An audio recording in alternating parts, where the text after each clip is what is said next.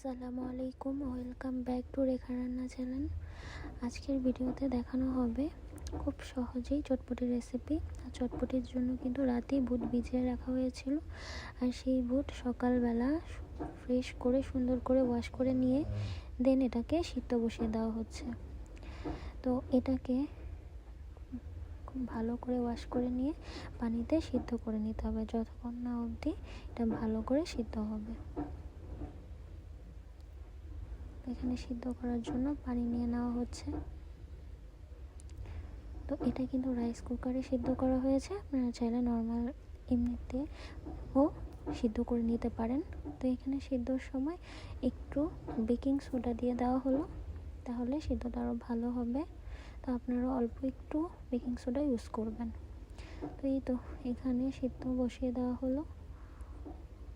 তো রাইস কুকারে দেওয়া হয়েছে আসলে খুব দ্রুত হওয়ার জন্য। রাইস কুকারে কিন্তু আপনারা যদি খুব তাড়াতাড়ি বানাতে চান চটপটি, তাহলে কিন্তু রাইস কুকারে দিলে খুব তাড়াতাড়ি এটা বয়েল হয়ে যাবে দেখবেন।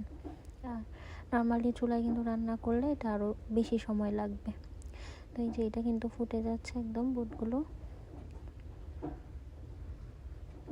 কিন্তু সিদ্ধ হয়ে গেছে। এরপর বুটে আরেকটা পাত্রে নিয়ে চুলায় বসিয়ে দিয়ে এখানে এটার মধ্যে চটপটি মশলা দিয়ে দেওয়া হলো। অনেকে কিন্তু পরবর্তীতে চটপটি মশলা ইউজ করে, বাট এখানে ফার্স্টেই চটপটি মশলা আর চাট মশলা পরিমাণ মতন দিয়ে দেওয়া হয়েছে।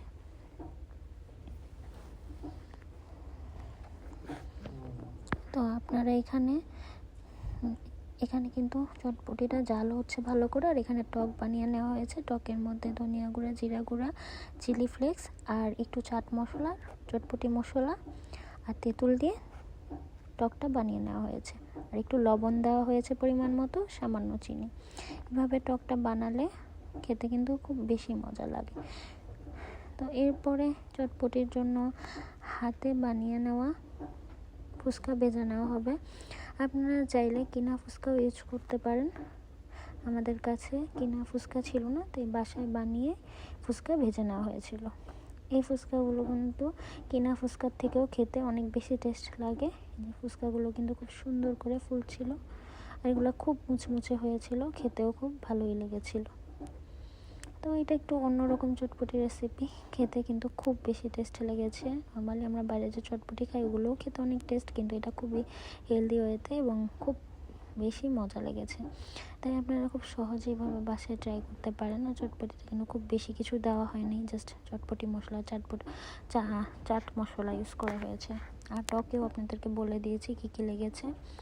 তো এই তো চটপটিতে যেই বাকি ইনগ্রিডিয়েন্টসগুলো লাগবে সেগুলোকে এখন কেটে নেওয়া হবে। তো চটপটিতে দেওয়ার জন্য এখানে শসা ইউজ করা হবে। এটা জাস্ট যার যার ইচ্ছে, শসা না দিলেও চলে। এখানে আমরা শসা ইউজ করেছি।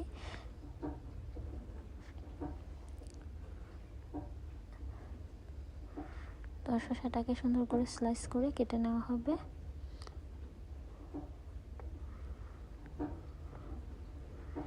অনেকের কাছে শসা ইউজ করলে ভালো লাগে, অনেকের কাছে ভালো লাগে না। সো আপনাদের ইচ্ছা, শসাটা কিন্তু ম্যান্ডেটরি না, এটা আপনারা চাইলে স্কিপও করতে পারেন।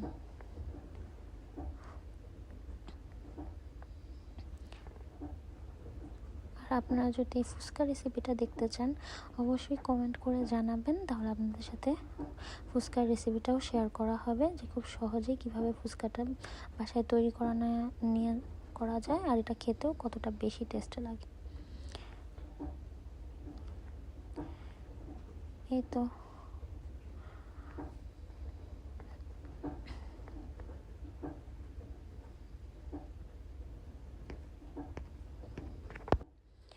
এরপরে কিন্তু চটপটির বাকি ইনগ্রিডিয়েন্টগুলোও কেটে নেওয়া হচ্ছে। এখানে মরিচ, টমেটো আর পেঁয়াজ কেটে নেওয়া হচ্ছে। অনেকে টমেটো ইউজ করে, আবার টমেটো চাইলে ইউজ নাও করতে পারেন, বাট টমেটোটা আসলে খুব কম ইউজ করে। আমরা একটু ইউজ করার জন্য, যে খেতে কেমন লাগে তাই কেটে নেওয়া হয়েছিল।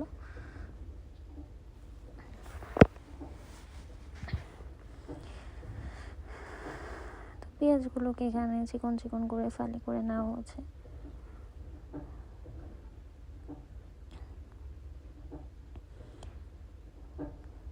চটপটিতে কিন্তু পেঁয়াজটা ইউজ না করলে খেতে ভালো লাগে না। আর চটপটিতে কিন্তু চাইলে আপনারা পেঁয়াজ বেরেস্তাটাও, কাঁচা পেঁয়াজ এবং সাথে পেঁয়াজ বেরেস্তাটাও ইউজ করতে পারেন। এখানে ধনিয়া পাতা নিয়ে নেওয়া হচ্ছে। দুটোটা পেঁয়াজ ইউজ করলেই খেতে বেশি মজা হয়। তো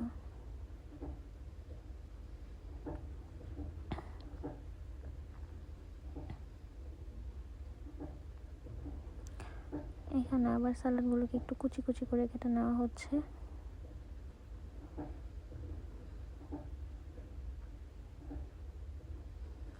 এই তো চটপটির সবগুলো ইনগ্রিডিয়েন্ট কেটে নেওয়া হয়েছে। তৈরি হয়ে গেল খুব সহজেই চটপটি রেসিপি। এখানে চটপটি নিয়ে নেওয়া হয়েছে। চটপটির কালারটা দেখতে যেমনই লাগছে কিন্তু খেতে কিন্তু অনেক বেশি টেস্টি লেগেছিল। আপনারা এইভাবে খুব সহজেই বাসায় তৈরি করে নিতে পারেন। খুব বেশি কিছুই লাগে না এবং খুব দ্রুতই রান্না করে নেওয়া যায়। তো এখানে যা কাটাকাটি করা হয়েছিল তাই একটু একটু করে দিয়ে নেওয়া হচ্ছে। এখানে 2 জন মানুষের জন্য সার্ভ করা হচ্ছে।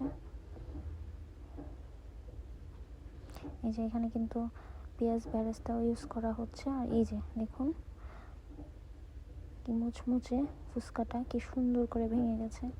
কালারটা দেখুন, জাস্ট ওয়াও। এটা খেতেও অনেক বেশি টেস্ট লেগেছে। তো আপনারা বাসায় অবশ্যই ট্রাই করবেন, আর ট্রাই করে জানাবেন আপনাদের কাছে কেমন লাগলো। তো ভিডিওটিতে একটা লাইক করে দিবেন, চ্যানেলটিকে সাবস্ক্রাইব করবেন। তো আজকের মতন এখানেই শেষ করছি। সবাই ভালো থাকবেন, সুস্থ থাকবেন। আল্লাহ হাফেজ।